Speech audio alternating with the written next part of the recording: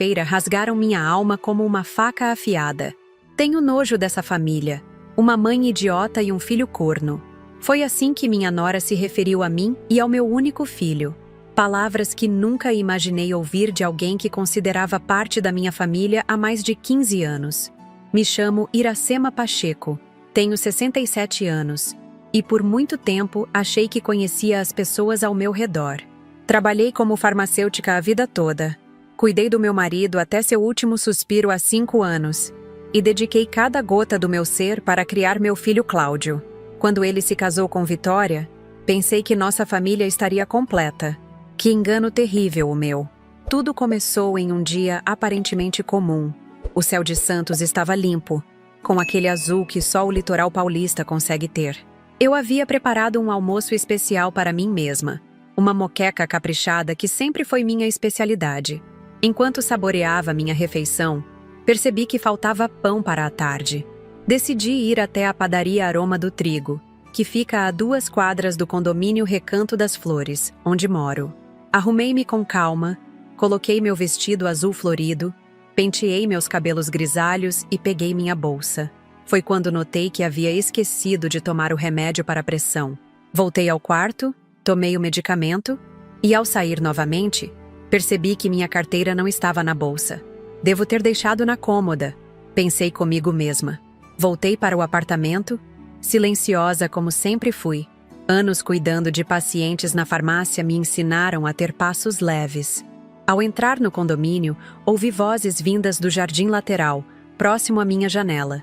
Reconheci imediatamente a voz de Vitória, minha nora, conversando com Márcia, nossa vizinha do 2B. Não costumo ouvir conversas alheias, mas algo no tom de voz dela me fez parar. Já estou cansada dessa situação, Márcia. Tenho nojo dessa família, uma mãe idiota e um filho corno. Não aguento mais fingir que está tudo bem, que sou feliz nesse casamento. O Cláudio é um fraco, trabalha que nem um condenado naquela construtora e nem percebe o que acontece debaixo do nariz dele.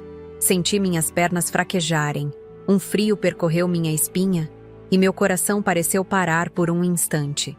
Apoiei-me na parede do corredor, temendo que meus joelhos cedessem. Aquelas palavras, ditas com tanto desprezo, vinham da mulher que meu filho amava, a mãe dos meus netos, Amanda e Roberto, a pessoa para quem eu havia dado uma aliança de brilhantes que pertenceu à minha mãe. E a sogra então? Continuou Vitória, com uma risada cruel que nunca tinha ouvido antes. Aquela velha acha que manda em tudo, que sabe de tudo. Mal sabe ela que enquanto fica se intrometendo na minha vida, eu estou vivendo a minha do jeito que quero. E o idiota do Cláudio nem desconfia. Márcia respondeu algo que não conseguia ouvir claramente. Parecia constrangida. Vitória continuou.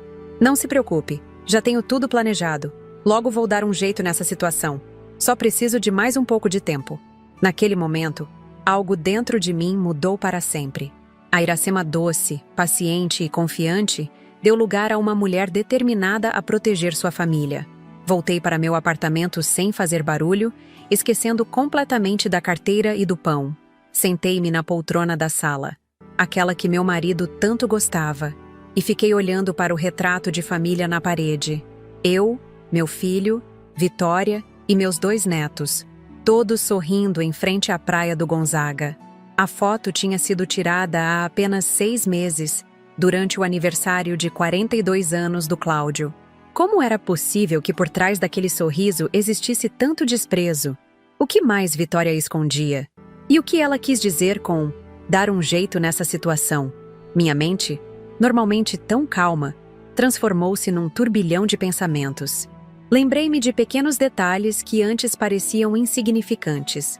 Ligações que Vitória atendia e logo desligava quando alguém entrava na sala. As saídas frequentes à noite para reuniões de trabalho. O comportamento cada vez mais distante com Cláudio. O interesse repentino nas finanças da construtora dele. Fiquei ali, imóvel, por horas. Vi o sol se pôr através da janela do meu apartamento no 3º andar. Não atendi quando o telefone tocou. Não conseguia pensar em mais nada além daquelas palavras cruéis e do que elas significavam. Meu filho, meu Cláudio, estava sendo enganado. E eu também. A noite chegou e com ela a certeza de que não poderia simplesmente confrontar Vitória. Se ela estava tramando algo, um confronto direto só a faria mais cautelosa. Não, eu precisava ser mais esperta. Precisava descobrir exatamente o que estava acontecendo antes de agir. Durante anos, observei a vida dos outros através do balcão da farmácia. Aconselhei, ouvi segredos, aprendi a ler as pessoas. Agora, usaria essa experiência para proteger minha família. Naquela noite, não consegui dormir. Fiquei revirando na cama, pensando em como proceder. Pela manhã, tomei minha decisão. Iria investigar Vitória.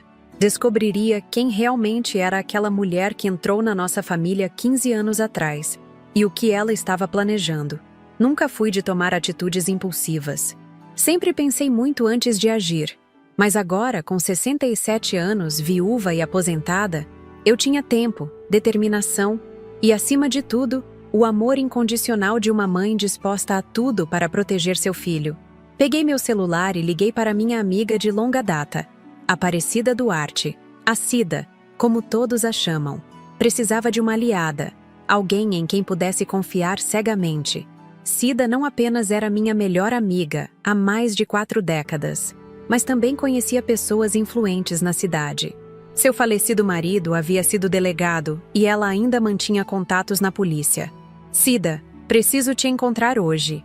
É urgente e não posso falar por telefone, disse, tentando manter a voz firme.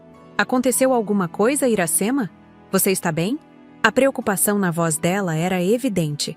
Fisicamente sim, mas descobri algo que me deixou muito abalada. Podemos nos encontrar na padaria Aroma do Trigo em 1 hora? Claro que sim. Estarei lá. Desliguei o telefone e fui me arrumar. Olhei-me no espelho e vi uma determinação nos meus olhos que há muito não via. Eu, que sempre fui conhecida por minha doçura e paciência, agora sentia uma força interior que nem sabia que possuía. Aquela mulher não iria destruir minha família. Não enquanto eu estivesse viva. Saí de casa com um plano inicial se formando em minha mente. Precisava ser discreta, cautelosa e, acima de tudo, inteligente. Não podia dar nenhum sinal à Vitória de que suspeitava de algo. Precisava continuar sendo a sogra gentil e prestativa de sempre. Enquanto nos bastidores descobriria quem realmente era a mulher com quem meu filho se casou. Vocês podem estar se perguntando como uma senhora da minha idade teria coragem para enfrentar uma situação dessas. Como eu, que sempre fui tão pacata e tradicional, me transformaria numa investigadora? A resposta é simples. Por amor. O amor de mãe é capaz de feitos extraordinários. E eu estava prestes a provar isso. E vocês? O que fariam no meu lugar?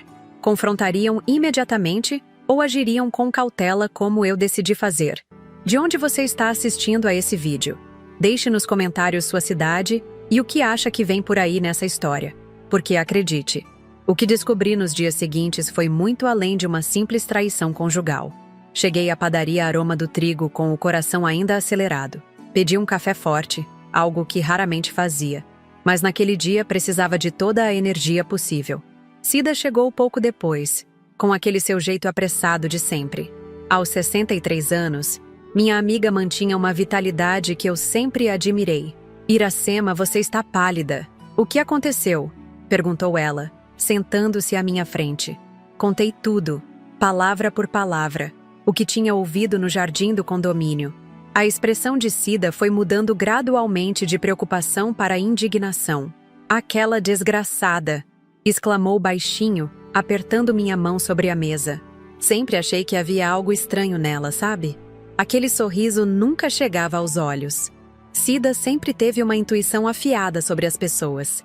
Eu deveria ter dado mais atenção quando, anos atrás, ela comentou que Vitória parecia estar sempre representando um papel. O que você pretende fazer? Perguntou ela. Ainda não sei ao certo, mas não posso simplesmente confrontá-la sem provas. Cláudio a ama, ou pelo menos acha que ama. Ele não acreditaria em mim apenas com base no que ouvi. Cida ajeitou seus óculos de armação vermelha, algo que sempre fazia quando estava pensando profundamente. Você precisa de ajuda profissional, Iracema. Conheço alguém que pode ajudar. Roberto Mendes, um ex-colega do meu marido. Ele trabalha como detetive particular agora.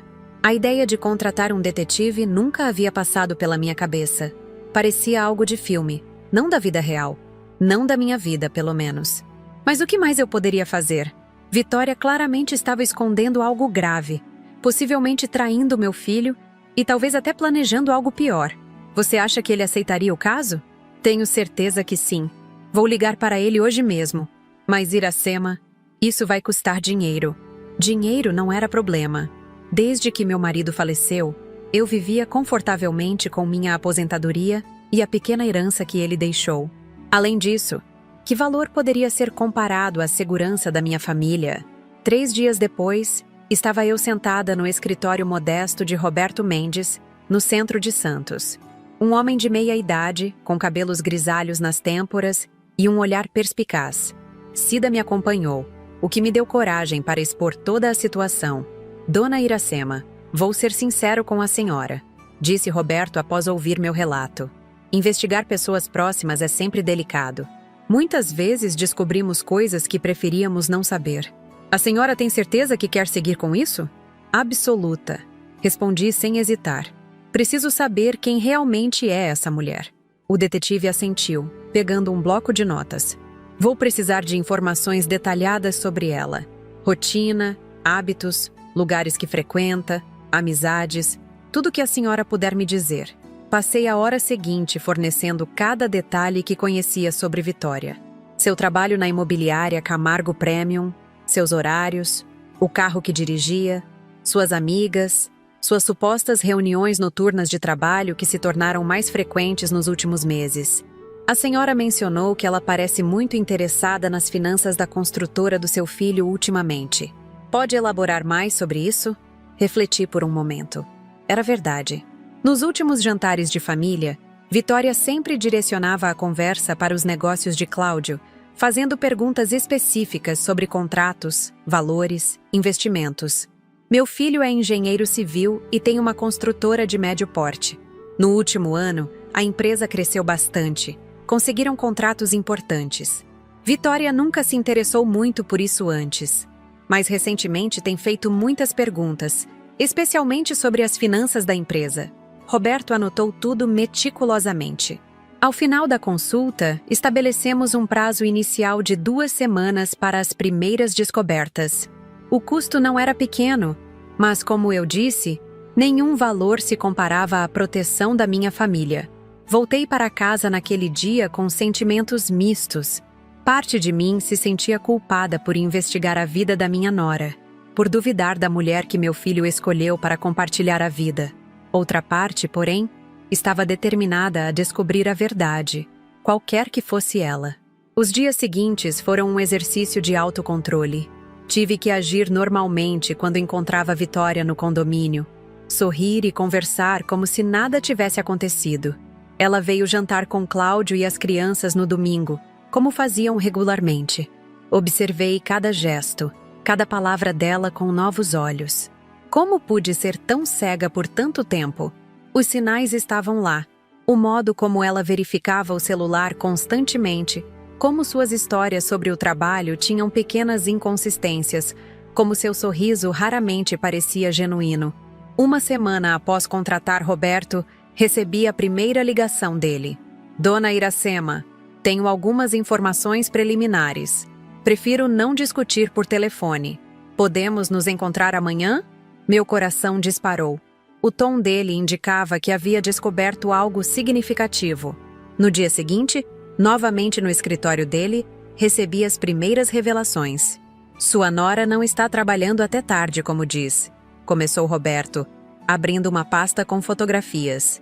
Ela tem encontrado regularmente este homem na academia Corpo em Forma.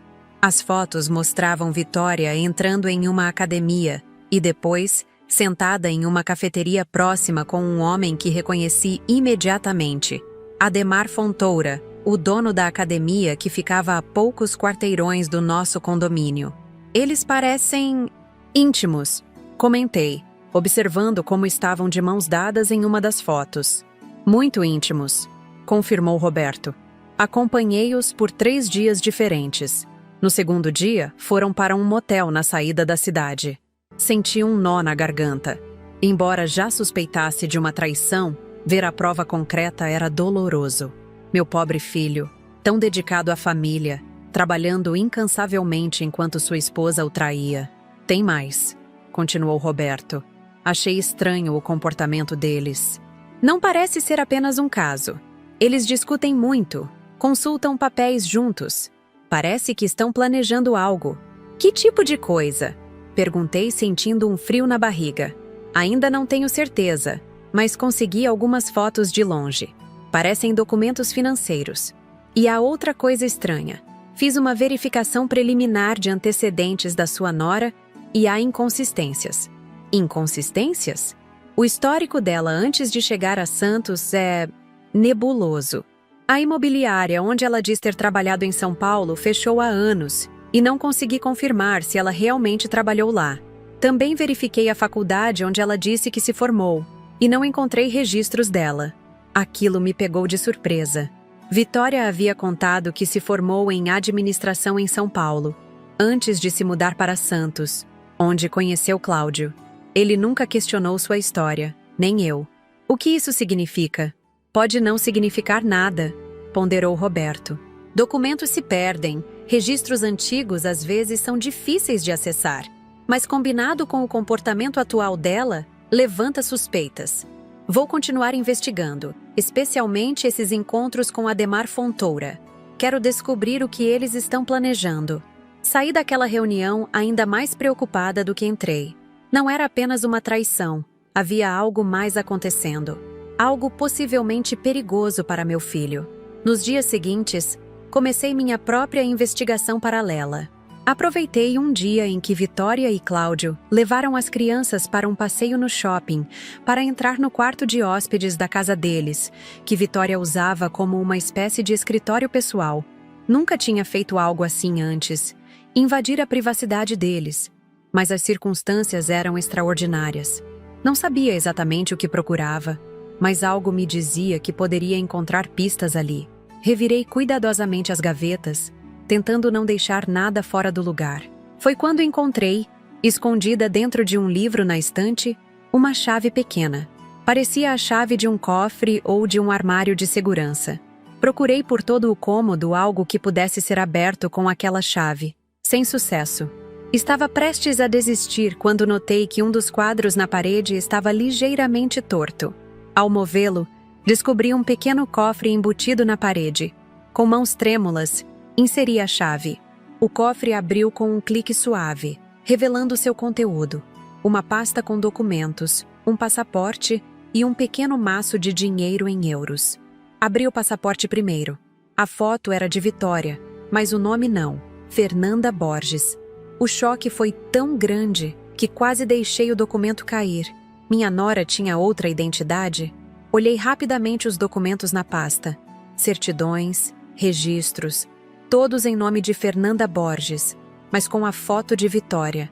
Ouvi um barulho vindo da entrada da casa. Eles tinham voltado. Rapidamente coloquei tudo de volta no cofre, fechei-o, reposicionei o quadro e saí do quarto, descendo as escadas a tempo de encontrá-los entrando pela porta da frente. "Mamãe, não sabia que você estava aqui", disse Cláudio surpreso. "Eu vim pegar aquela receita de bolo que prometi para a Vitória", improvisei, sentindo o coração bater forte no peito. Mas não consegui encontrar. Deixei na cozinha da outra vez. Vitória me olhou de um jeito estranho, como se tentasse ler meus pensamentos. Será que ela percebeu algo? "Deve estar na gaveta da cozinha, onde guardo todas as receitas", respondeu ela, com aquele sorriso que agora eu sabia ser falso. "Vamos procurar juntas." Passei os minutos seguintes fingindo procurar uma receita que nunca existiu, enquanto minha mente fervilhava com o que acabara de descobrir. Quem era realmente a mulher com quem meu filho se casou? Por que ela tinha documentos com outro nome? O que mais ela escondia? Na manhã seguinte, liguei para Roberto assim que acordei. "Preciso vê-lo urgentemente. Descobri algo importante." Encontramo-nos 2 horas depois, e contei sobre minha descoberta no quarto de hóspedes. "A senhora não deveria ter feito isso sozinha." Ele me repreendeu, genuinamente preocupado. Poderia ter sido perigoso se ela a pegasse mexendo nas coisas dela.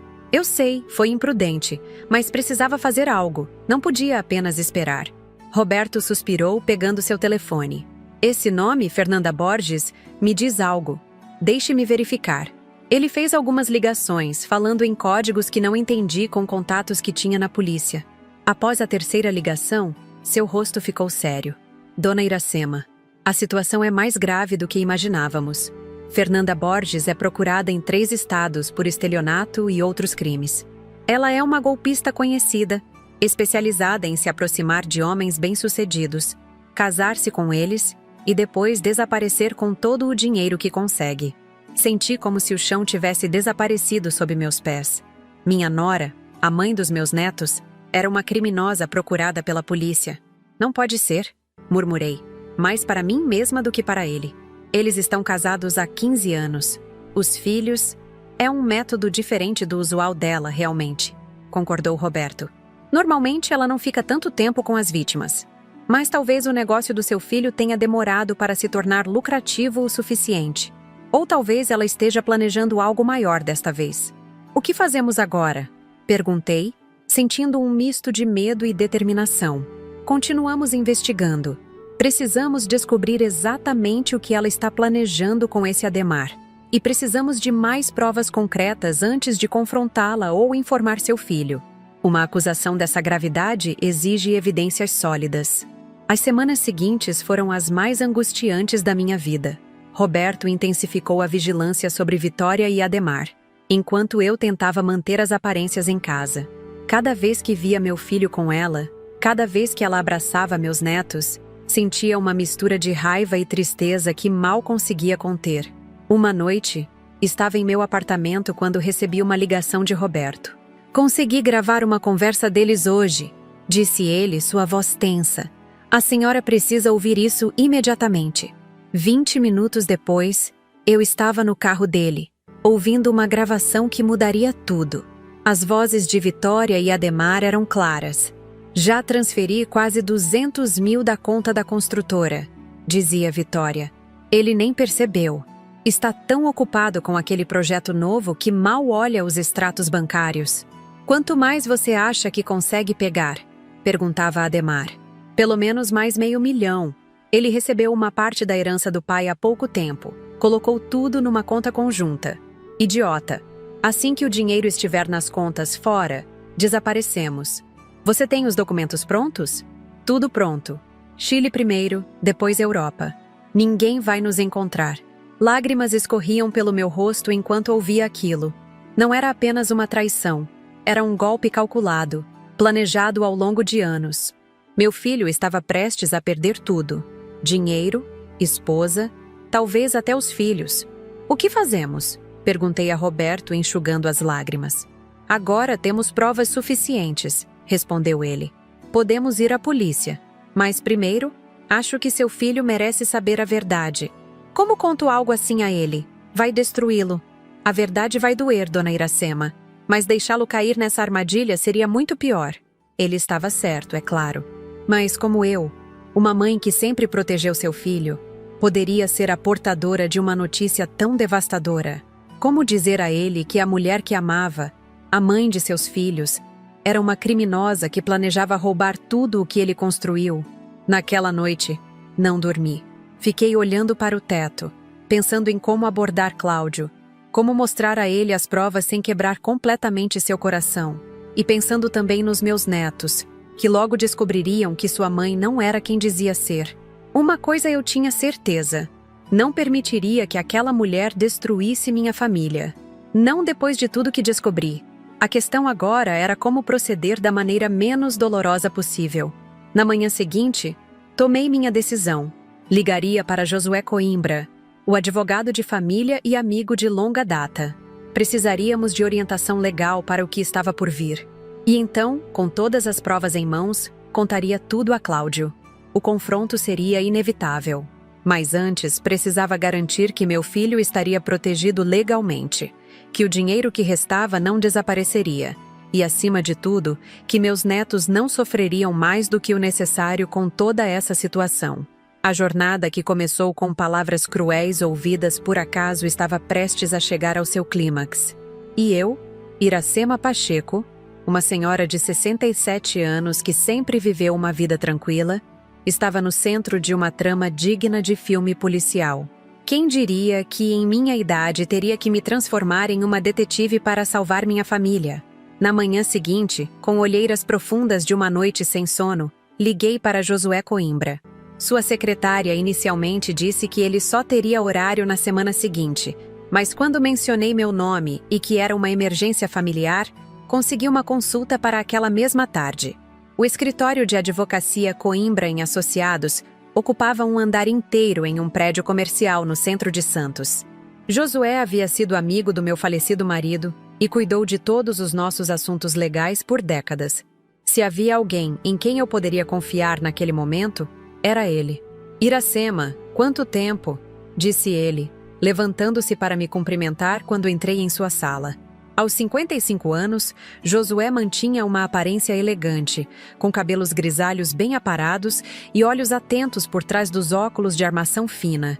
Sua voz parecia preocupada ao telefone. O que aconteceu? Sentei-me na cadeira de couro em frente à sua mesa e coloquei sobre ela a pasta que Roberto havia me entregue com todas as evidências coletadas até então. Josué, o que vou te contar precisa ficar entre nós por enquanto. Ele assentiu, seu semblante tornando-se sério ao perceber a gravidade na minha voz. Durante a hora seguinte, narrei toda a história. As palavras que ouvi no jardim, a investigação com Roberto, os documentos falsos, a gravação da conversa entre Vitória, ou melhor, Fernanda, e Ademar. Josué ouviu tudo em silêncio, ocasionalmente fazendo anotações, seu rosto expressando cada vez mais preocupação. Isso é extremamente grave, Iracema, disse ele finalmente, após examinar os documentos e ouvir um trecho da gravação em seu computador. Estamos falando de múltiplos crimes: falsidade ideológica, estelionato, formação de quadrilha, lavagem de dinheiro. O que podemos fazer? Josué tirou os óculos e esfregou os olhos. Um gesto que reconheci de nossos tempos difíceis quando ele nos ajudou com o inventário do meu marido. Legalmente, temos opções. Posso preparar medidas cautelares para bloquear as contas conjuntas, evitando mais transferências. Podemos apresentar uma denúncia formal à polícia com estas evidências. Mas ele fez uma pausa, recolocando os óculos. A questão mais delicada é como e quando contar ao Cláudio. Era exatamente o que me atormentava. Como dizer a meu filho que sua vida inteira com Vitória havia sido uma mentira? Se agirmos legalmente antes de falar com ele, corre-se o risco de Vitória ser abordada pela polícia antes que ele saiba de tudo. Isso seria devastador. Por outro lado, se contarmos a ele primeiro, ele pode confrontá-la prematuramente, o que poderia alertá-la e fazê-la fugir com o que já conseguiu. Josué estava certo. Qualquer movimento precisava ser cuidadosamente calculado. Há também a questão das crianças, continuei. Amanda tem 16 anos, está em uma idade tão delicada. E Roberto, com apenas 12, adora a mãe. Como protegê-los disso tudo? Vamos por partes, disse Josué, assumindo o tom profissional que sempre me tranquilizava. Primeiro, preciso de autorização formal sua e de Cláudio para agir. Isso significa que, de qualquer forma, ele precisa saber logo. Sugiro organizarmos uma reunião controlada, talvez aqui mesmo no escritório, onde possamos mostrar as evidências a ele com o apoio adequado. Assenti, embora meu coração pesasse como chumbo. Quanto às crianças, precisamos de um plano para minimizar o trauma. Talvez uma conversa com um psicólogo antes de qualquer ação legal. Tenho contatos com profissionais especializados em traumas familiares. Passamos as horas seguintes elaborando um plano de ação meticuloso. Josué entrou em contato com um amigo delegado de confiança para discutir o caso hipoteticamente, sem revelar nomes. Roberto foi chamado ao escritório para fornecer mais detalhes sobre a investigação. Ao final do dia, tínhamos um cronograma. Primeiro, eu falaria com Cláudio, com o apoio de Josué. Depois, dependendo de sua reação, procederíamos com as medidas legais. Marcamos a conversa com meu filho para a manhã seguinte, um sábado. Disse a ele que precisávamos discutir um assunto sério no escritório de Josué, sem entrar em detalhes. Cláudio soou preocupado ao telefone. Perguntou se eu estava doente se havia algum problema com o meu testamento. Tranquilizei-o dizendo que eu estava bem, mas que era um assunto que não podia ser discutido por telefone. Naquela noite, sozinha em meu apartamento, encarei novamente a foto de família na parede. Observei o rosto de Vitória, não Fernanda, e me perguntei como não havia percebido antes. Havia algo em seus olhos, uma frieza calculista que agora parecia tão óbvia. Como fui tão cega por tantos anos? Lembrei-me de quando ela e Cláudio começaram a namorar. Ele a conheceu em um evento da construtora, onde ela apareceu como corretora de imóveis interessada em parcerias. Foi um namoro rápido, menos de 6 meses até o casamento. Na época, achei romântico. Agora, via que foi parte do plano. Ela engravidou de Amanda logo após o casamento, o que certamente solidificou a relação e diminuiu qualquer suspeita. As dúvidas me assolaram durante a madrugada. E se estivéssemos enganados? E se houvesse uma explicação para tudo isso? Mas a gravação não deixava dúvidas. Ela planejava fugir com o dinheiro de meu filho, abandonando-o e possivelmente levando as crianças. Pela manhã, vesti-me com cuidado, optando por um conjunto discreto azul marinho. Queria parecer forte, confiante, quando na verdade me sentia despedaçada por dentro. No caminho para o escritório de Josué, liguei para Cida, precisando do apoio da minha amiga. "Estou indo falar com Cláudio agora", disse. Minha voz trêmula, apesar das tentativas de parecer firme. "Força, Iracema. Estarei pensando em você o tempo todo. Me ligue assim que puder, não importa a hora." A gentileza em sua voz quase me fez desabar ali mesmo no táxi, mas respirei fundo e me recompus. Meu filho precisaria de mim inteira, forte. Cláudio já estava no escritório quando cheguei. Ele se levantou imediatamente, vindo ao meu encontro com um abraço apertado. "Mãe, o que está acontecendo?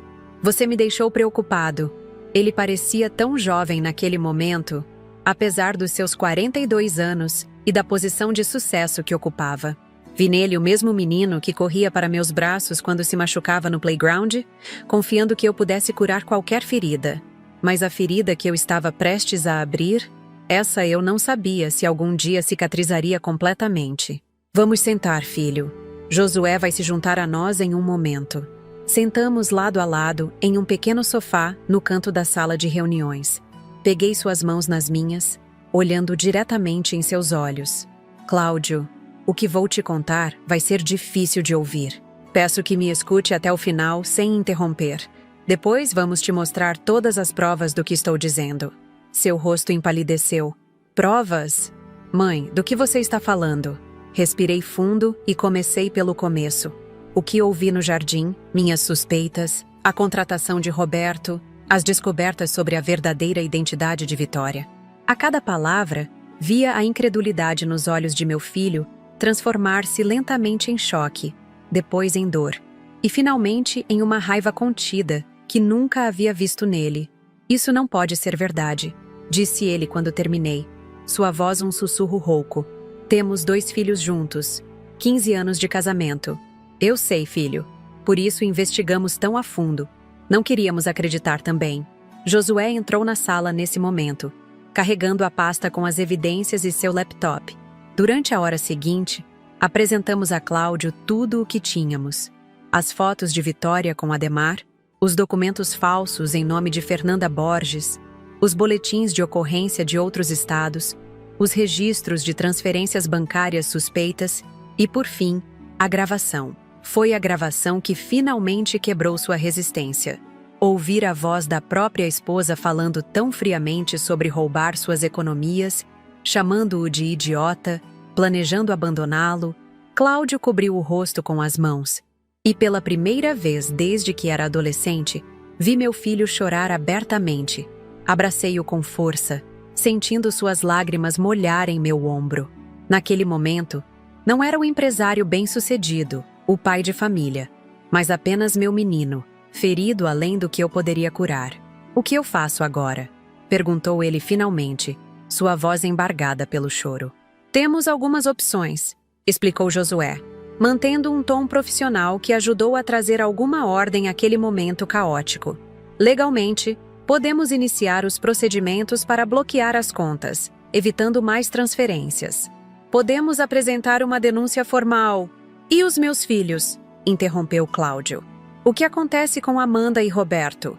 Era a pergunta que mais me atormentava também. Como proteger meus netos do trauma de descobrir que sua mãe era uma criminosa? Vamos trabalhar para garantir sua guarda, assegurou Josué.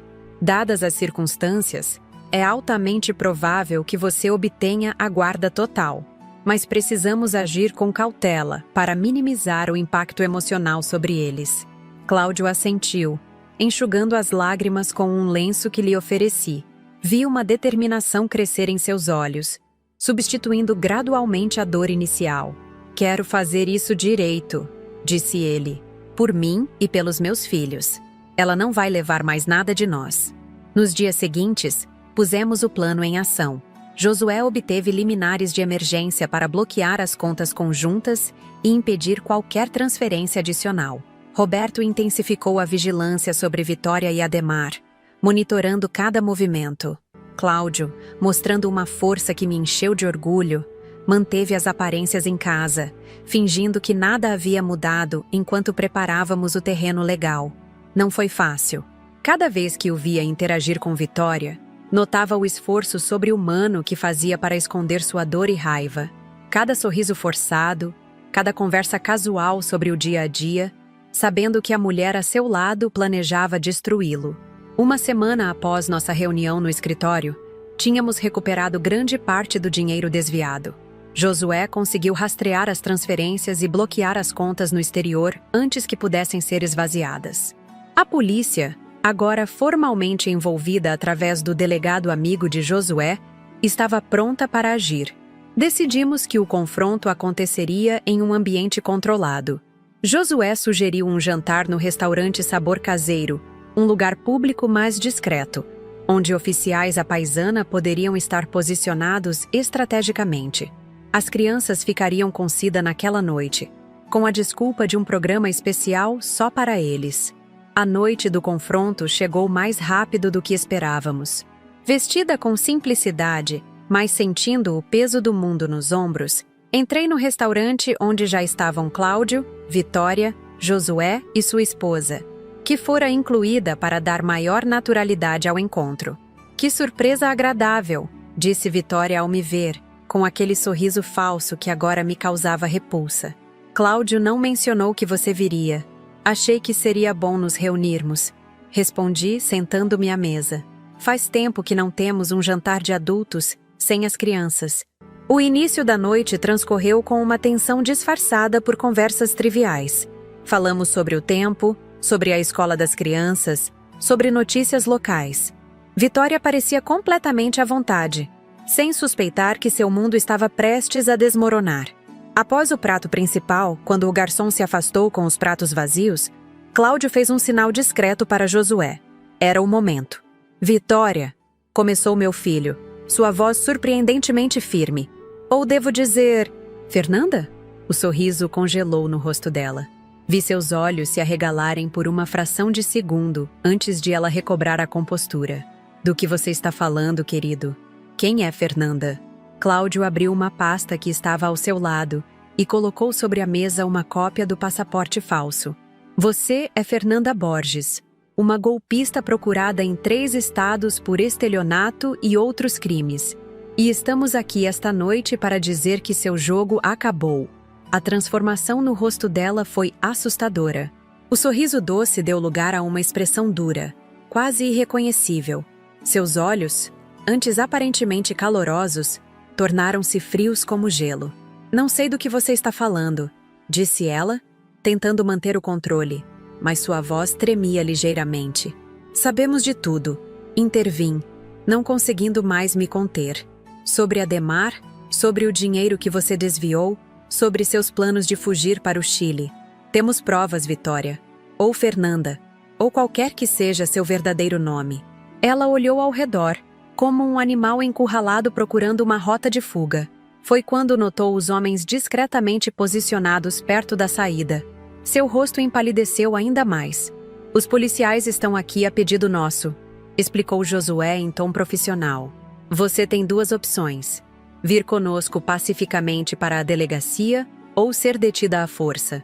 De qualquer forma, acabou. Por um momento, pensei que ela fosse desabar, confessar, talvez até mostrar algum remorso. Mas o que aconteceu foi algo completamente diferente e inesperado. Vitória jogou a cabeça para trás e riu.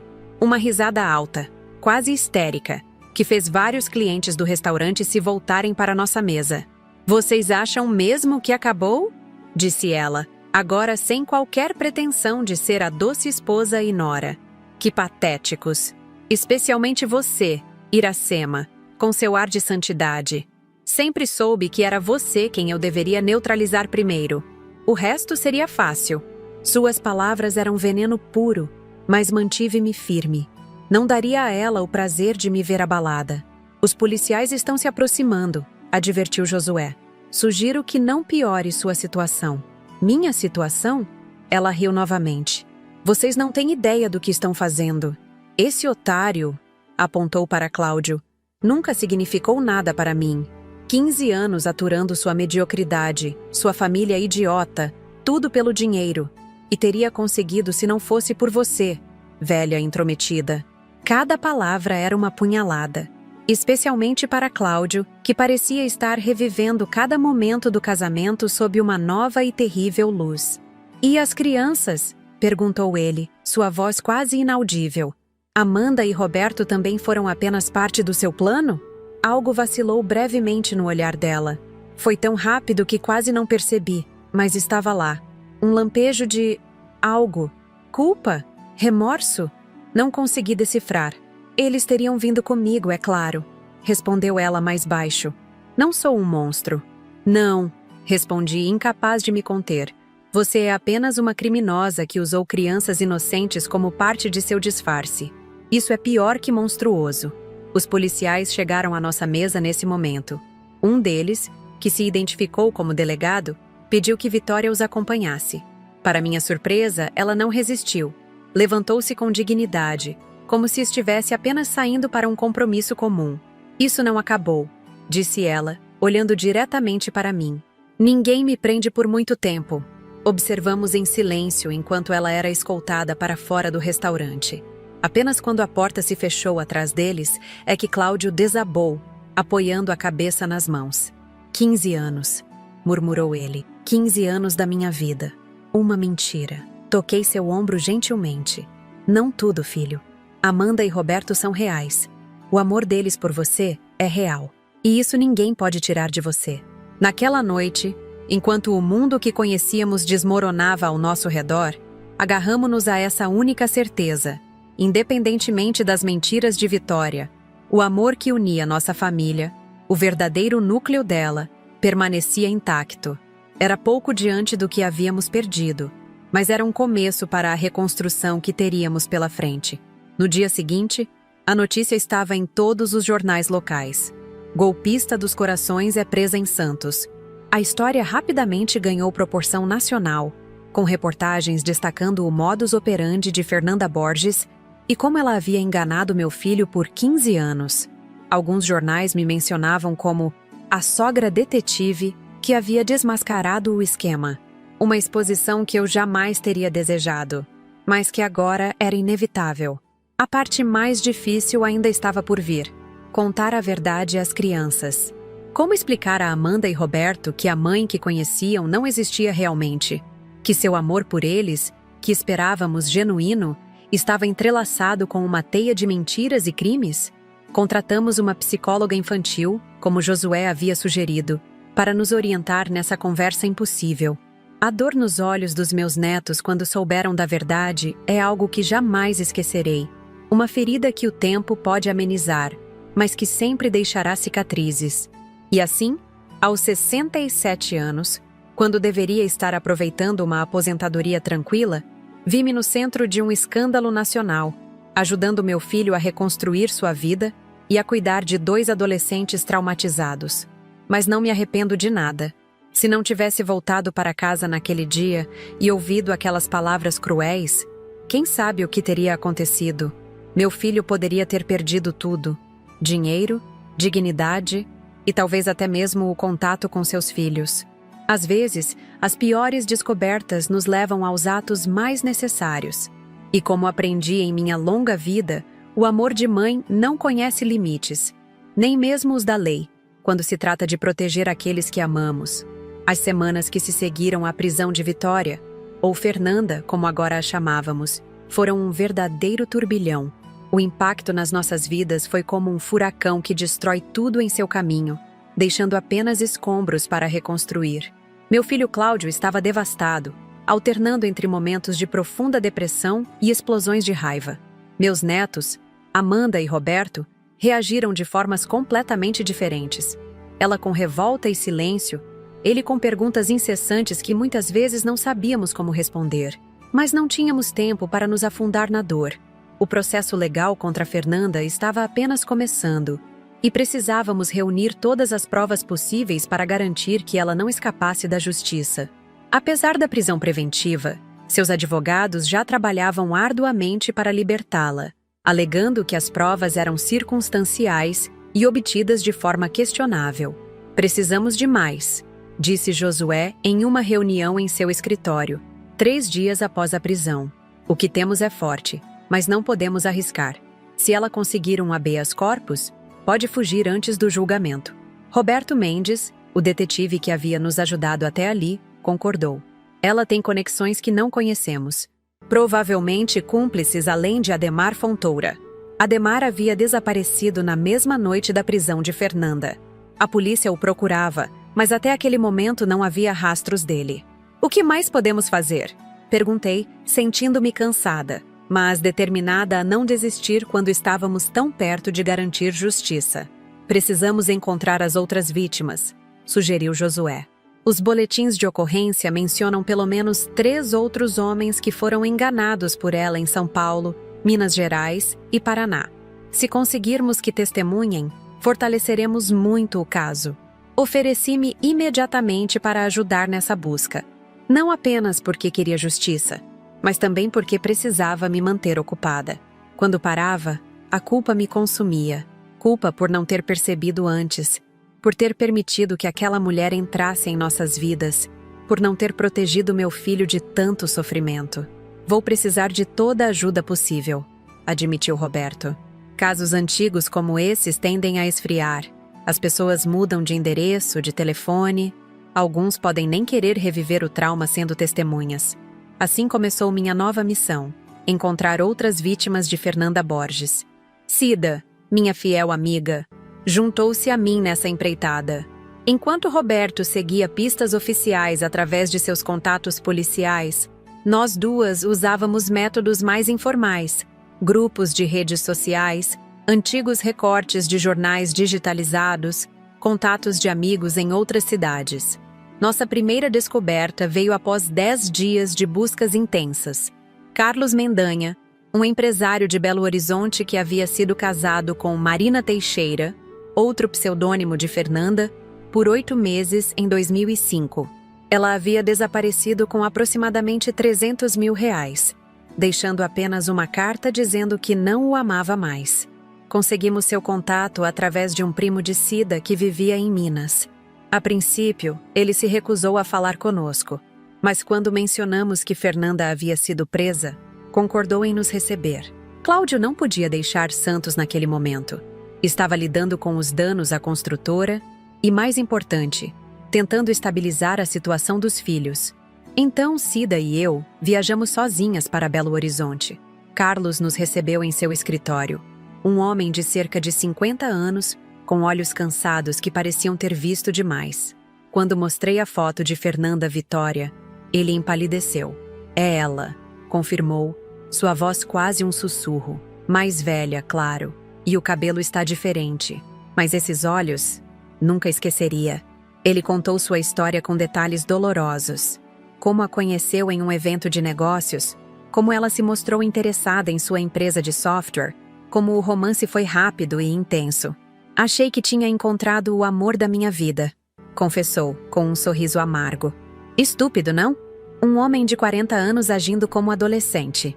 "Não se culpe", respondi, colocando minha mão sobre a dele. "Ela enganou meu filho por 15 anos. É especialista em manipulação. Carlos levantou os olhos surpreso. 15 anos? Esse não é o método dela. Ou, pelo menos, não era. Acreditamos que o negócio do meu filho demorou para se tornar lucrativo o suficiente. Expliquei. Ela esperou pacientemente, construindo uma vida falsa, até o momento certo para dar o golpe final. Ele sacudiu a cabeça, incrédulo. E filhos? Vocês mencionaram 2. Amanda de 16 e Roberto de 12. Meu Deus, murmurou ele. Usar crianças como parte do golpe, isso é outro nível. Carlos concordou em testemunhar. Mais do que isso, ofereceu-se para contatar outro homem que sabia ter sido vítima dela em São Paulo.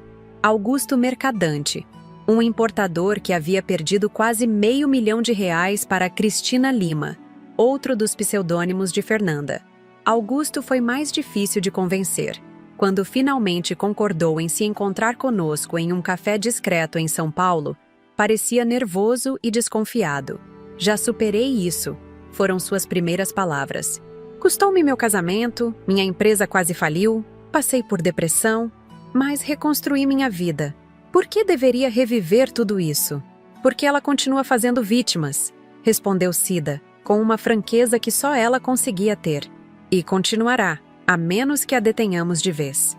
Mostrei fotos de meus netos, Amanda e Roberto. Essas crianças perderam a mãe deles. Não porque ela morreu, mas porque descobriram que ela nunca existiu realmente. A mulher que os criou era uma farsa, uma criminosa planejando abandoná-los. Isso pareceu tocá-lo. Augusto tinha filhos também, entendi depois. 3 meninas já adultas. Deus, murmurou ele. Nunca pensei que ela chegaria a esse ponto. Quando me roubou, pelo menos não havia crianças envolvidas. Ele concordou em testemunhar, embora relutantemente. Mais importante, forneceu informações cruciais sobre como Fernanda havia transferido o dinheiro dele para contas no exterior, informações que poderiam ajudar a rastrear seus ativos escondidos. Nossa busca continuou. Com cada nova vítima localizada, mais detalhes sobre o modus operandi de Fernanda vinham à tona. Descobrimos um padrão em seus golpes, uma escalada. Começava pequeno, com homens solteiros e sem filhos, roubos rápidos. Conforme ganhava confiança, seus golpes se tornavam mais elaborados, os relacionamentos mais longos, as quantias maiores. Meu filho foi o ápice, comentei com Roberto Mendes quando nos reunimos para compilar as evidências. 15 anos, 2 filhos e provavelmente o maior valor que ela já tentou roubar. E provavelmente seria seu último golpe, concordou ele. Com o dinheiro da construtora e a herança, ela teria o suficiente para desaparecer definitivamente. Uma descoberta particularmente perturbadora veio através de Paulo Vieira, sua 4ª vítima que localizamos no Paraná.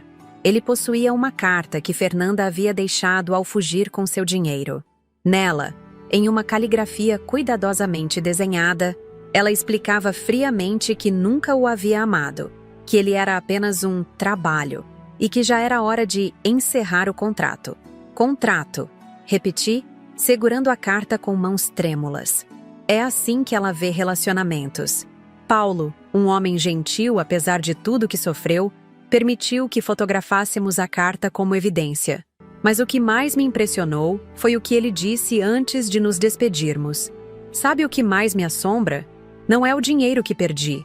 É perceber que durante 6 meses dividi minha cama, minha casa, minha vida com alguém que não existia. Alguém que me olhava nos olhos todas as manhãs e dizia, "Eu te amo", enquanto planejava me destruir. Suas palavras atingiram-me profundamente, pois eram exatamente os sentimentos que meu filho estava processando, multiplicados por 15 anos de mentiras. Como se recuperar de uma traição tão fundamental? Como voltar a confiar em alguém depois disso? Enquanto coletávamos essas provas, a batalha legal se intensificava. Os advogados de Fernanda, como previsto, entraram com pedidos de habeas corpus, alegando que as gravações obtidas por Roberto eram ilegais. Josué contra-argumentou que as provas adicionais, os depoimentos das outras vítimas, os documentos falsos, as transferências bancárias, eram mais que suficientes para mantê-la detida. 2 semanas após nossa viagem a Belo Horizonte, Recebemos a notícia de que Ademar Fontoura havia sido localizado tentando cruzar a fronteira para o Paraguai. Com ele, a polícia encontrou documentos falsos em nome de Fernanda e dele, passagens aéreas para Santiago do Chile e, o mais importante, um notebook contendo planilhas detalhadas de todos os golpes anteriores de Fernanda, incluindo nomes de vítimas que ainda não conhecíamos. Ele mantinha registros de tudo, explicou o delegado responsável pelo caso em uma reunião conosco. Aparentemente, era uma espécie de contador dos golpes dela. Cada vítima, cada valor, cada método usado, tudo documentado com detalhes impressionantes. Por que alguém manteria registros de seus próprios crimes? Perguntei perplexa. Controle, respondeu o delegado. Pessoas assim gostam de revisitar seus sucessos. É quase como um troféu para eles. E no caso específico desses dois, parece que havia uma dinâmica de poder onde ele precisava provar seu valor para ela, mostrando a eficiência de seus métodos. As planilhas de Ademar foram o presente que não esperávamos. Com elas, conseguimos identificar mais 7 vítimas espalhadas pelo país, algumas que nem haviam denunciado o golpe, seja por vergonha ou por descrença na justiça. Paralelamente a essas descobertas, um outro aspecto do caso começou a ganhar destaque na mídia. A história da sogra detetive que desmascarou a nora golpista. Jornalistas começaram a me procurar para entrevistas, programas de televisão queriam que eu contasse minha história. Recusei a maioria dos pedidos. Não estava interessada em fama ou em expor ainda mais minha família. Nossa prioridade era proteger Amanda e Roberto do circo midiático, permitir que processassem o trauma longe dos holofotes. Uma jornalista, porém, foi particularmente persistente. Marta Campos, do Jornal da Manhã, deixou claro que publicaria a história com ou sem minha colaboração, e que apenas falando eu poderia garantir que os fatos fossem apresentados corretamente. Após consultar Cláudio e Josué, concordei em dar uma única entrevista, com condições estritas. Nada de fotos das crianças, nenhum detalhe sobre onde estávamos morando atualmente, e o foco deveria ser alertar outras possíveis vítimas de golpistas como Fernanda. A entrevista aconteceu em um hotel neutro, longe de nossas casas. Marta, uma mulher de cerca de 40 anos com olhos perspicazes, gravou nossa conversa por quase 2 horas. Falei sobre como descobri a verdade, as investigações, as outras vítimas, sempre tomando cuidado para não revelar detalhes que pudessem prejudicar o caso legal ou expor minha família. A senhora não teve medo? Perguntou ela em determinado momento. Afinal, estava lidando com criminosos profissionais. Eles poderiam ter feito algo contra a senhora se descobrissem a investigação. A pergunta me pegou de surpresa. Em meio a toda a turbulência, nunca havia realmente parado para considerar o perigo pessoal em que me coloquei. Acho que o amor por meu filho e meus netos superou qualquer medo que eu pudesse ter. Respondi sinceramente. Quando você percebe que sua família está em perigo, algo dentro de você muda. Você se torna capaz de coisas que nunca imaginou. Marta sorriu. É por isso que estou chamando a matéria de A Coragem de uma Avó, porque foi exatamente isso que a senhora demonstrou. E a matéria foi publicada 1 semana depois, ocupando 2 páginas inteiras do jornal. Para minha surpresa, foi respeitosa e precisa, evitando sensacionalismo. Mais importante, cumpriu seu propósito. Nas semanas seguintes, 3 novas vítimas de Fernanda entraram em contato com a polícia após lerem a história. Uma delas, Miguel Almeida de Fortaleza, havia sido casado com Patrícia Mendes, outro pseudônimo de Fernanda, por apenas 4 meses em 2002, perdendo cerca de R$150 mil. Era seu golpe mais antigo que conseguimos rastrear, indicando que sua carreira criminosa tinha pelo menos 2 décadas. Como ela conseguiu enganar tanta gente por tanto tempo? Perguntou Cláudio uma noite, enquanto revisávamos as novas evidências em meu apartamento. Amanda e Roberto já estavam dormindo no quarto de hóspedes. Haviam passado a morar temporariamente comigo enquanto Cláudio colocava a casa à venda. Nenhum deles conseguia mais viver no local cheio de lembranças falsas. Ela é excepcionalmente inteligente, respondi. embora me doesse admitir qualquer qualidade naquela mulher. E absolutamente sem escrúpulos. Uma combinação perigosa. Às vezes me pergunto se houve algum momento real, murmurou ele, olhando para uma foto dos filhos. Algum momento em que ela realmente sentiu algo genuíno por mim ou pelas crianças. Não sabia como responder. Queria confortá-lo, dizer que sim, que devia ter havido momentos reais nesses 15 anos. Mas a verdade é que não sabíamos, e talvez nunca soubéssemos, o que realmente se passava na mente de Fernanda. O julgamento foi marcado para 3 meses após sua prisão. Nesse período, continuamos reunindo provas, fortalecendo o caso. No total, identificamos 13 vítimas anteriores, 9 das quais concordaram em testemunhar. As planilhas de Ademar forneceram detalhes sobre transferências bancárias, contas no exterior, identidades falsas, um verdadeiro mapa do crime organizado que Fernanda havia construído ao longo dos anos. Uma descoberta particularmente perturbadora veio quando a polícia conseguiu acessar o e-mail pessoal de Fernanda, encontrado no computador de Ademar. Havia correspondências com um contato identificado apenas como coordenador, datadas de antes mesmo de ela conhecer Cláudio. Nelas, discutiam potenciais alvos e a melhor abordagem para cada um. Ela não estava sozinha, explicou o delegado. Fazia parte de uma organização maior, possivelmente especializada em golpes românticos de longo prazo. Então, meu filho foi... o quê?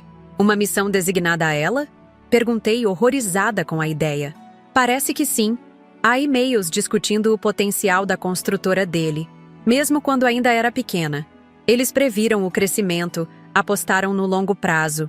Era nauseante pensar que o sofrimento de Cláudio, o trauma de meus netos, eram apenas subprodutos de um plano frio e calculista, traçado por pessoas que os viam como meros recursos a serem explorados. Conforme o julgamento se aproximava, eu me preparava para testemunhar. Josué me ajudou, explicando o que esperar, como responder às perguntas da defesa que certamente tentariam desacreditar meu testemunho. Eles vão tentar pintar a senhora como uma sogra ciumenta, intrometida, que nunca aceitou vitória na família, advertiu ele. Vão distorcer suas ações para fazer parecer que a senhora tinha motivações pessoais para destruir o casamento do seu filho. Mas isso é absurdo. Eu adorava a Vitória. Ou quem eu pensava que ela era. Tratei-a como filha por 15 anos. Eu sei, dona Iracema, mas a defesa dela vai tentar qualquer coisa para criar dúvida. A senhora precisa estar preparada. Nas noites antes do julgamento, ensaiei mentalmente meu testemunho inúmeras vezes. Repassei cada detalhe de como descobri a verdade, os passos da investigação, as provas que coletamos. Não permitiria que os advogados de Fernanda distorcessem a verdade ou me fizessem parecer uma vilã nessa história. Enquanto isso, Cláudio focava em reconstruir sua vida e cuidar dos filhos. Havia decidido que, após o julgamento, independentemente do resultado, venderia a casa em Santos e se mudaria com as crianças para Florianópolis, onde tinha um amigo de faculdade que o convidara para abrir uma filial da construtora. Um recomeço completo, longe das memórias dolorosas. Você virá conosco, mãe? Perguntou ele uma noite, enquanto finalizávamos os preparativos para o julgamento. A pergunta me pegou de surpresa. Havia estado tão focada em garantir justiça que mal havia pensado no que faria depois. Você acha que devo? Mais do que isso, respondeu ele, segurando minhas mãos. Precisamos de você. Eu preciso de você. As crianças precisam de você. Somos uma família, e famílias devem permanecer unidas, especialmente nos momentos difíceis. Lágrimas encheram meus olhos. Em meio a toda aquela dor e caos, havia uma certeza reconfortante. O amor que nos unia, o verdadeiro amor, não a falsificação que Fernanda havia oferecido, permanecia intacto, talvez até mais forte por causa das provações que enfrentamos. Sim, respondi finalmente. Irei com vocês para Florianópolis. Recomeçaremos juntos. Na véspera do julgamento, olhei para as pastas repletas de evidências que havíamos coletado. Fotos, documentos, depoimentos, gravações. Tanto trabalho, tanta dor, tantas vidas afetadas por uma mulher que via pessoas apenas como meios para seus fins. Mas também havia algo poderoso ali. A prova de que a verdade, por mais dolorosa que fosse, sempre encontrava um caminho para vir à tona. E eu, uma viúva de 67 anos que nunca imaginara se tornar detetive amadora, havia sido o instrumento dessa verdade. Não por escolha, mas por necessidade. Porque, quando se trata de proteger aqueles que amamos, descobrimos forças que nem sabíamos possuir. O dia do julgamento chegou com um céu nublado sobre Santos, como se a própria natureza refletisse a gravidade do momento. Acordei antes do despertador tocar, após uma noite de sono inquieto. Sentada na beira da cama, observei pela janela os primeiros raios de sol tentando romper as nuvens cinzentas, enquanto mentalmente me preparava para o que estava por vir. Vó, está acordada? A voz suave de Amanda me tirou dos meus pensamentos. Minha neta de 16 anos estava parada à porta do meu quarto, já vestida com uma blusa azul marinho e calça preta. Roupas que havíamos escolhido juntas para o tribunal, formais sem serem severas demais. Estou sim, querida. Entre. Ela sentou-se ao meu lado na cama, seu corpo esguio tenso com a ansiedade que todos sentíamos. Estou com medo, confessou em voz baixa. E se eu não conseguir olhar para ela? E se começar a chorar na frente de todo mundo? Passei o braço ao redor de seus ombros. Amanda havia sido a mais afetada pela revelação sobre a mãe, enquanto Roberto, aos 12 anos, ainda processava tudo com a confusão própria da idade. Ela compreendia plenamente a magnitude da traição. Vai ficar tudo bem, assegurei, embora também sentisse o peso da incerteza. Você só precisa dizer a verdade. E se quiser chorar, chore. Não há vergonha nisso. Papai disse que não precisamos testemunhar se não quisermos. Ela comentou, brincando nervosamente com a barra da blusa. Disse que as provas são suficientes mesmo sem nós. E isso é verdade. Seu pai só quer protegê-los. A decisão é sua, Amanda. Ninguém vai pensar menos de você se decidir não ir. Ela ficou em silêncio por alguns instantes, seu jovem rosto marcado por uma maturidade forçada pelos eventos recentes. Quero ir, decidiu finalmente. Preciso olhar nos olhos dela uma última vez. Preciso que ela saiba que não destruiu nossa família, apesar de tudo que fez. Abracei-a com força, sentindo um orgulho imenso daquela menina que, em meio à tempestade, demonstrava uma coragem que muitos adultos não teriam. O café da manhã foi silencioso. Cláudio, já vestido com seu melhor terno, mexia na comida sem realmente comer. Roberto, em contraste, devorava suas panquecas como se nada de anormal estivesse acontecendo. Sua forma de lidar com o estresse, segundo a psicóloga infantil que o acompanhava. Todos prontos? Perguntou Cláudio quando terminamos, sua voz tentando soar firme. Assenti, ajeitando o broche de pérolas que havia prendido em meu conjunto azul escuro. Era o broche que meu falecido marido me dera em nosso 300º aniversário de casamento. Senti que precisava daquele pedacinho dele comigo hoje, como se sua força pudesse me amparar. O Fórum de Santos estava lotado quando chegamos. Jornalistas se aglomeravam na entrada, câmeras apontadas como armas. O caso havia ganhado notoriedade nacional, alimentado pela história incomum e pelo longo período de engano. 15 anos era um recorde mesmo para golpistas profissionais. Josué nos esperava nos degraus da entrada, junto com uma equipe de seguranças contratados para garantir nossa passagem segura através da multidão de repórteres. Em segundos, fomos cercados por microfones e perguntas disparadas como rajadas. Dona Iracema, como se sente ao enfrentar sua nora hoje? Cláudio, você ainda tem sentimentos por Vitória? Amanda, Roberto, o que vocês diriam para sua mãe agora? Mantivemos silêncio, seguindo o conselho de Josué de não dar declarações. Os seguranças formaram um cordão ao nosso redor, abrindo caminho até a entrada do tribunal. Apenas quando as portas se fecharam atrás de nós, pude respirar novamente. O interior do tribunal era imponente, com seu teto alto e decoração solene. Fomos conduzidos a uma sala privativa para aguardar o início da sessão. Roberto Mendes já estava lá, revisando suas anotações, junto com o promotor do caso, Dr. Fernando Azevedo. Todos os preparativos estão em ordem, informou o promotor, um homem de meia idade com postura confiante. 13 testemunhas de acusação, incluindo 5 das vítimas anteriores que conseguiram vir. As evidências são sólidas. Estamos preparados. Cláudio assentiu, seu rosto uma máscara de determinação. E quanto à defesa? O que esperar? Eles vão tentar desacreditar as evidências, especialmente as gravações. Vão alegar que foram obtidas ilegalmente. Também tentarão retratar a Ré como vítima de um mal-entendido ou de uma perseguição. Mal-entendido? Repeti incrédula. Ela usou identidades falsas, roubou dinheiro, planejava fugir do país. Eu sei, dona Iracema, disse o promotor com um suspiro. Mas a defesa fará o que for preciso. Estejam preparados para ouvir mentiras e distorções.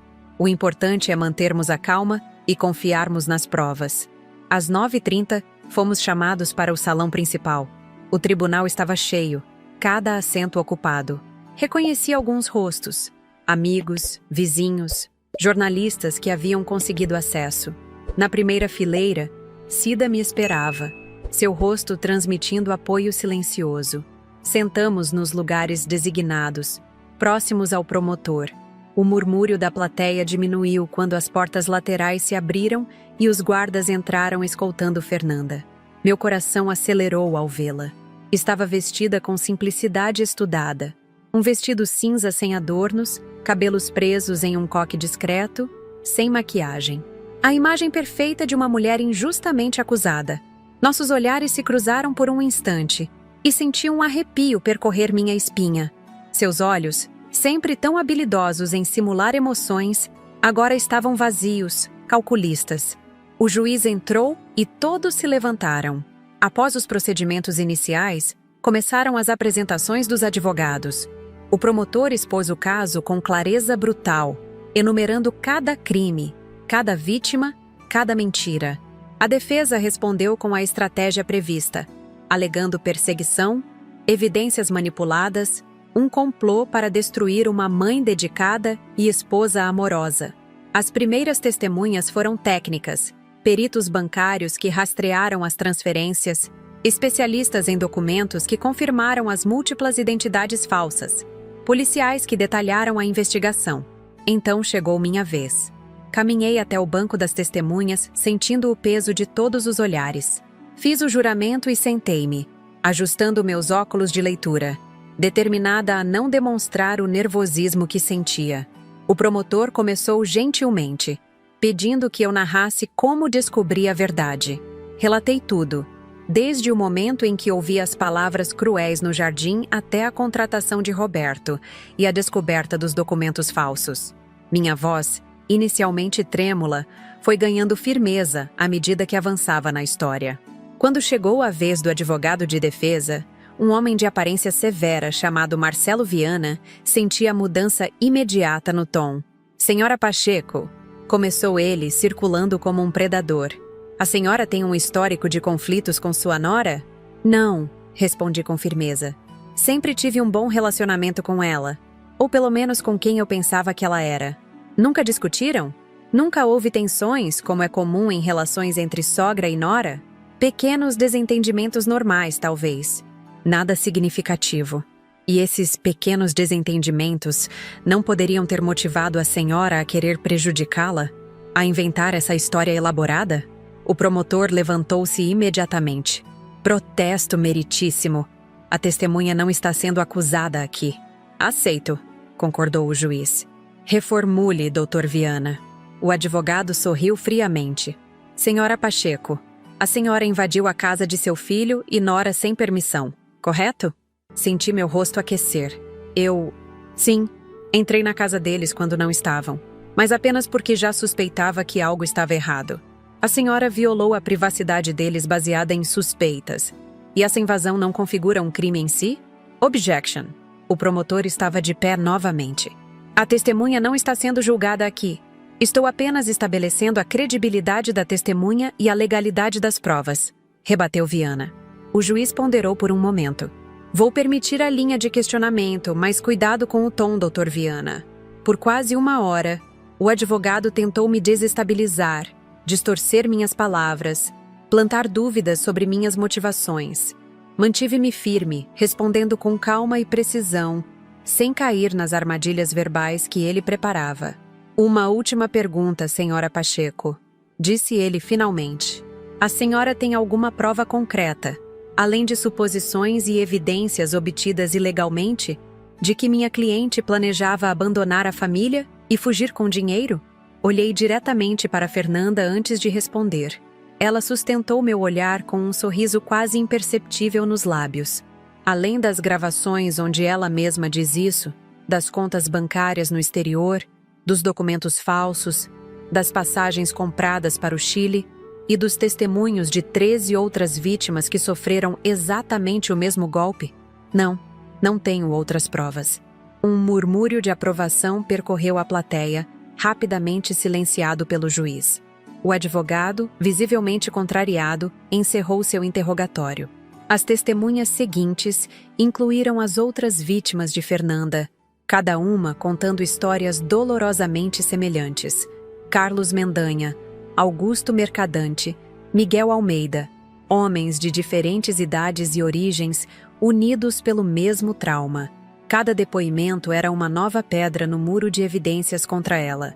O momento mais tenso veio quando Cláudio subiu ao banco das testemunhas. Meu filho manteve-se composto enquanto descrevia os 15 anos de casamento que agora via como uma elaborada farsa. Sua voz falhou apenas uma vez, quando mencionou como Fernanda havia usado os filhos como parte de seu disfarce. Ela alguma vez demonstrou afeto genuíno pelas crianças? Perguntou o promotor. Cláudio hesitou. Honestamente, não sei mais o que era genuíno e o que era atuação. Havia momentos em que eu juraria que ela os amava de verdade. Mas agora, como posso confiar em qualquer lembrança? Durante o interrogatório da defesa, Viana tentou pintar Cláudio como um marido ausente, sugerindo que seus problemas conjugais eram resultado de sua dedicação excessiva ao trabalho, não de um golpe elaborado. Seu casamento já estava em crise antes dessas alegações, não estava? Pressionou o advogado. Não do meu ponto de vista, respondeu Cláudio com calma. Eu acreditava que tínhamos um bom casamento, apesar das dificuldades normais. Agora entendo que essa normalidade era apenas mais uma camada da mentira. A defesa chamou suas próprias testemunhas, colegas da imobiliária onde Fernanda trabalhava, que atestaram seu profissionalismo. Uma vizinha que falou sobre como ela parecia ser uma mãe dedicada. Até mesmo um psicólogo que nunca a havia examinado, mas ofereceu teorias sobre como ela poderia estar sofrendo de amnésia dissociativa, que explicaria as identidades múltiplas. Era uma defesa frágil diante das evidências esmagadoras, mas Viana era habilidoso em criar dúvidas, em sugerir explicações alternativas, por mais improváveis que fossem. Finalmente, chegou o momento que todos aguardávamos com apreensão: o testemunho de Fernanda. Ela caminhou até o banco das testemunhas com passos medidos, a imagem da dignidade ferida. Após o juramento, sentou-se com as mãos serenamente cruzadas sobre o colo. Senhora Borges, ou prefere Senhora Camargo? Começou seu advogado. Vitória Camargo é meu nome legal há 15 anos, respondeu ela, sua voz suave mas firme. É como me identifico. Poderia explicar ao tribunal, em suas próprias palavras, o que está acontecendo aqui? Ela suspirou, um gesto ensaiado de pesar.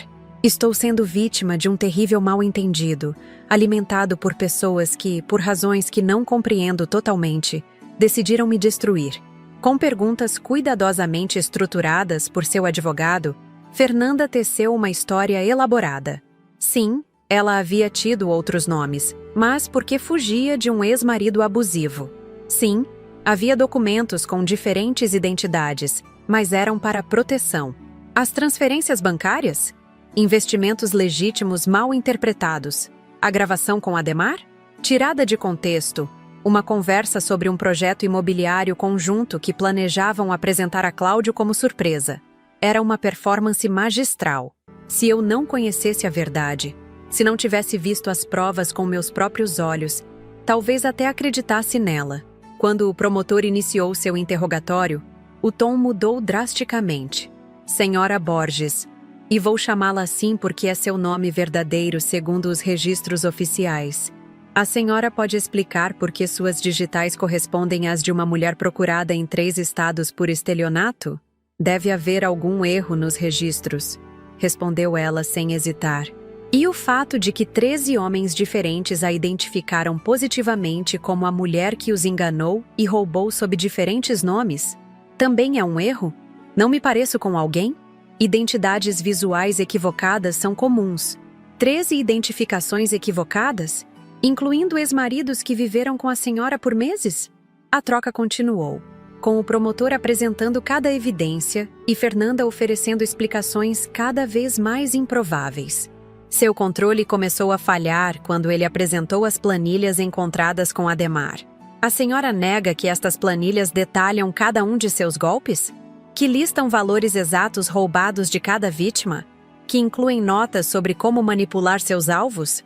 Nunca vi isso antes, insistiu ela, mas uma veia pulsava em sua têmpora. E essas anotações sobre Cláudio Pacheco? Alvo promissor a longo prazo. Construtora com potencial de crescimento. Aproximação via setor imobiliário recomendada. Isso foi escrito antes mesmo de a senhora conhecê-lo. Pela primeira vez, ela hesitou, seus olhos movendo-se rapidamente como se procurasse uma saída. O momento decisivo veio quando o promotor reproduziu uma gravação que não havíamos ouvido antes. Uma conversa telefônica interceptada pela polícia entre Fernanda e uma voz masculina não identificada, 3 dias antes de sua prisão. Está tudo pronto, dizia ela na gravação. As transferências finais serão feitas amanhã. Aquele idiota não suspeita de nada. E as crianças? Perguntava a voz masculina. Houve uma pausa na gravação antes de sua resposta. Deixá-las será a única parte difícil desse trabalho. Mas não posso levá-las comigo. Seriam um peso. Um silêncio sepulcral caiu sobre o tribunal. Amanda, sentada a meu lado, soluçou baixinho. Coloquei meu braço ao redor de seus ombros, sentindo-a tremer. O rosto de Fernanda havia perdido toda a cor. Por um momento, seu olhar cruzou com o de Amanda, e vi algo que nunca esperaria ver naqueles olhos frios. Um lampejo de vergonha, talvez até de arrependimento. Essa não sou eu, disse ela finalmente. Mas sua voz não tinha mais a convicção anterior. O promotor não mostrou piedade. A análise de voz confirma que é a senhora com 99,7% de certeza. A senhora ia abandonar seus filhos, crianças que criou por 16 e 12 anos, para fugir com o dinheiro roubado do pai deles. Como a senhora se defende disso? Pela primeira vez desde que a conheci, Fernanda Borges não tinha uma resposta pronta. Seu silêncio foi mais condenatório que qualquer confissão. Os argumentos finais foram quase anticlimáticos após aquele momento. A defesa tentou reagrupar-se, alegando falhas processuais e vícios nas provas. Mas era como tentar conter o oceano com as mãos. O júri se retirou para a deliberação por volta das 17 horas. Fomos informados que poderia levar horas, talvez dias, mas para nossa surpresa, retornaram em menos de 2 horas. Quando nos reunimos novamente no tribunal para ouvir o veredito, a tensão era palpável. Cláudio segurava a mão de Amanda de um lado e a de Roberto do outro, como se quisesse protegê-los do que estava por vir, qualquer que fosse o resultado. O júri chegou a um veredicto? Perguntou o juiz. O presidente do júri, um professor universitário de meia-idade, levantou-se com um papel na mão. Sim, meritíssimo. Qual é o veredicto para as acusações de estelionato, falsidade ideológica, formação de quadrilha e lavagem de dinheiro contra a ré Fernanda Borges, também conhecida como Vitória Camargo? Culpada em todas as acusações, meritíssimo. Um murmúrio percorreu a sala. Fechei os olhos por um momento, sentindo uma onda de alívio misturada com uma estranha tristeza. Não havia vitória real aqui, apenas o encerramento de um capítulo doloroso. Olhei para Fernanda. Ela permanecia ereta, seu rosto uma máscara impassível. Apenas seus olhos, fixos em Amanda e Roberto, revelavam alguma emoção, uma emoção que não consegui decifrar completamente. O juiz pronunciou a sentença: 22 anos de prisão, sem direito à liberdade condicional pelos primeiros 15. Uma pena severa, refletindo a gravidade e a extensão dos crimes. Quando os guardas se aproximaram para levá-la, Fernanda pediu um momento e se virou para nós. Não para Cláudio ou para mim, mas para os filhos. Amanda, Roberto, disse ela, sua voz trêmula pela primeira vez. Mas as palavras pareciam faltar. O que poderia dizer que não soasse como mais uma manipulação? Amanda levantou-se, reta e digna em seus 16 anos. Não precisa dizer nada. Já ouvimos o suficiente. Fernanda assentiu uma vez, aceitando. Quando os guardas a conduziram para fora, ela não olhou para trás. No caminho de volta para casa, um silêncio contemplativo preenchia o carro. Não era um silêncio de luto, mas de conclusão, como o silêncio após uma tempestade, quando se começa a avaliar os danos e a planejar a reconstrução. Acabou, não é? Perguntou Roberto, sua voz pequena quebrando o silêncio. Sim, filho, respondeu Cláudio, olhando pelo retrovisor. Acabou. E agora? Perguntou Amanda. Agora, respondi. Começamos de novo. Juntos. Uma semana depois, estávamos empacotando as últimas caixas. A casa havia sido vendida surpreendentemente rápido, talvez porque Cláudio a ofereceu por um preço abaixo do mercado, ansioso para deixar para trás o local de tantas memórias falsas. Nosso destino era Florianópolis, onde Cláudio já havia alugado uma casa próxima à praia, com quartos suficientes para todos nós. Seu amigo de faculdade o esperava para iniciarem a nova filial da construtora. Enquanto ajudava Amanda a empacotar seus livros, encontrei um álbum de fotos de família. Hesitei, sem saber se deveria guardá-lo ou descartá-lo. Pode colocar na caixa, vó, disse ela, notando minha hesitação. São nossas memórias também, mesmo que parte delas tenha sido baseada em mentiras. Sua maturidade me surpreendeu, como vinha acontecendo frequentemente nos últimos meses. Você tem certeza? Ela assentiu. Aprendi algo com tudo isso. Mesmo quando as pessoas nos decepcionam terrivelmente, ainda podemos escolher o que levar conosco e o que deixar para trás. Coloquei o álbum na caixa, junto com os outros pertences que faríamos a viagem para nossa nova vida. Olhando ao redor do quarto quase vazio, refleti sobre a jornada extraordinária que havia começado com palavras cruéis ouvidas por acaso em um jardim. Nunca imaginei que aos 67 anos me tornaria uma espécie de detetive amadora, desmascarando uma golpista profissional. Nunca imaginei que minha família seria destruída e reconstruída de uma forma tão dramática. Nunca imaginei a força que descobriríamos em nós mesmos e uns nos outros. Enquanto fechava a última caixa, senti uma estranha paz. O caminho à frente não seria fácil. Havia feridas que levariam anos para cicatrizar completamente, confiança que precisaria ser reconstruída lentamente. Mas estaríamos juntos. E juntos, poderíamos enfrentar qualquer coisa. No dia seguinte, ao amanhecer, partimos para Florianópolis. Cláudio, Amanda, Roberto e eu, deixando para trás Santos e suas memórias agridoces. Pela janela do carro, observei o sol nascendo sobre o oceano, pintando o céu com tons de rosa e dourado. Um novo dia, um novo começo, uma nova chance para nossa família. Não a família que pensávamos ter, mas a família que descobrimos que realmente éramos quando tudo mais foi tirado de nós. E isso, percebi enquanto a estrada se desenrolava à nossa frente, era suficiente. Mais que suficiente. Olhando para trás agora, de nossa nova casa em Florianópolis, com o barulho do mar ao fundo e o cheiro de café fresco na cozinha, ainda me surpreendo com tudo o que aconteceu em tão pouco tempo. A vida realmente pode mudar completamente em um instante, com palavras ouvidas por acaso em um jardim numa tarde comum. Tenho nojo dessa família. Uma mãe idiota e um filho corno. Essas palavras cruéis foram o início de uma jornada que nunca imaginei fazer aos 67 anos. De farmacêutica aposentada e viúva dedicada à família, transformei-me em investigadora, testemunha em tribunal e, finalmente, pilar de sustentação para uma família despedaçada pelas mentiras. Muitos me perguntam se me arrependo de ter ouvido aquela conversa, se preferiria ter continuado na ignorância.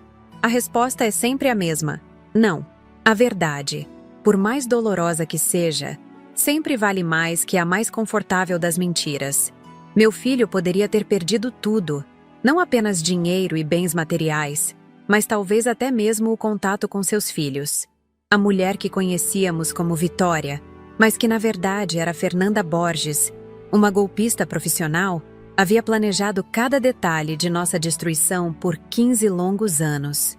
O que começou com uma investigação improvisada, eu, uma senhora idosa, espiando a própria nora, acabou se tornando um caso policial complexo, envolvendo múltiplas vítimas em vários estados, identidades falsas, contas bancárias no exterior e uma rede criminosa que transformava relacionamentos em contratos a serem cumpridos. A prisão de Fernanda trouxe justiça, mas não curou instantaneamente as feridas. Cada dia tem sido um processo de reconstrução. Cláudio, meu filho, aos poucos recupera a capacidade de confiar. Amanda e Roberto, meus netos, ainda processam o que significa ter sido criados por alguém que planejava abandoná-los. E eu, que pensei que meus anos de maiores desafios já haviam passado, descobri uma força interior que nem sabia possuir. Nossa mudança para Florianópolis simbolizou o recomeço que todos precisávamos. A construtora de Cláudio prospera em novo terreno. Amanda, agora com 17 anos, descobriu uma paixão pela fotografia, documentando nossa nova vida à beira-mar. Roberto, aos 13, finalmente voltou a sorrir com frequência, fazendo novos amigos na escola e se destacando no surf. Quanto a mim, encontrei paz em longas caminhadas pela praia ao amanhecer, observando as ondas e refletindo sobre os estranhos caminhos que a vida nos leva. Ainda temos momentos difíceis, claro. Noites em que o passado retorna em pesadelos. Dias em que uma lembrança aparentemente inocente desencadeia uma onda de dor. Datas especiais que agora carregam o peso da ausência e da traição. Mas enfrentamos juntos, como a verdadeira família que somos. Não aquela baseada em mentiras que pensávamos ser. Uma das lições mais valiosas que aprendi é que nunca devemos subestimar nossa capacidade de recomeçar. Não importa a idade. Aos 67 anos, quando muitos pensam apenas em descansar e observar a vida passar, fui chamada a lutar como nunca antes. E descobri que a idade traz não apenas limitações, mas também sabedoria, paciência e uma perspectiva que só os anos podem proporcionar. Outra lição foi sobre o verdadeiro significado de família. Não são os laços de sangue ou os papéis legais que definem quem realmente se importa conosco. É quem permanece ao nosso lado nos momentos mais sombrios, quem nos ajuda a juntar os cacos quando tudo parece perdido. Minha amiga Cida, Josué o advogado que se tornou amigo, até mesmo Roberto o detetive, todos se tornaram parte de nossa família expandida, unidos por uma experiência extraordinária. Fernanda cumpre sua pena agora, e raramente falamos dela.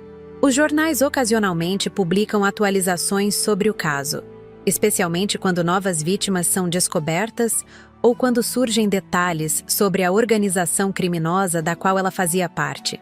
Mas em nossa casa, escolhemos focar no presente e no futuro, não no passado que não podemos mudar. Talvez o aspecto mais surpreendente dessa jornada tenha sido como ela me transformou. Nunca fui uma pessoa tímida, mas também nunca busquei os holofotes.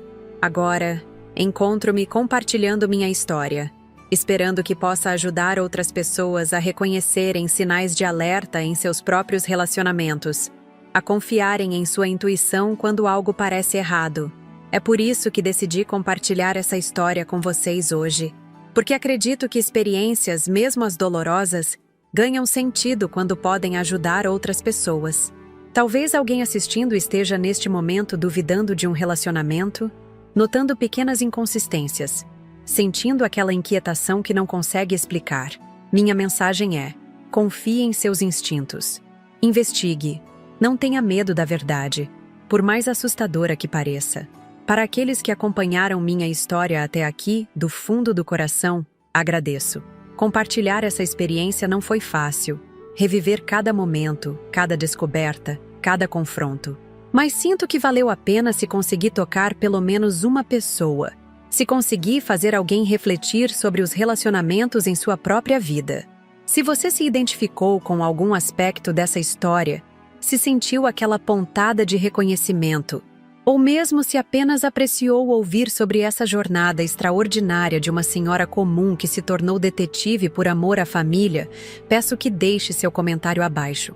Gostaria muito de saber o que você pensa, como essa história ressoou com você, ou o que faria em meu lugar. O canal Vovó Lembrou nasceu justamente desse desejo de compartilhar histórias reais, experiências de vida que podem parecer inacreditáveis, mas que aconteceram com pessoas comuns como eu e você. Histórias que nos lembram da incrível capacidade humana de enfrentar adversidades, de recomeçar, de encontrar força onde parecia não haver nenhuma. Se essa história tocou você de alguma forma, considere se inscrever no canal. A cada semana, compartilhamos novas histórias, novos relatos, novas jornadas que podem inspirar, alertar ou simplesmente fazer companhia em um momento solitário.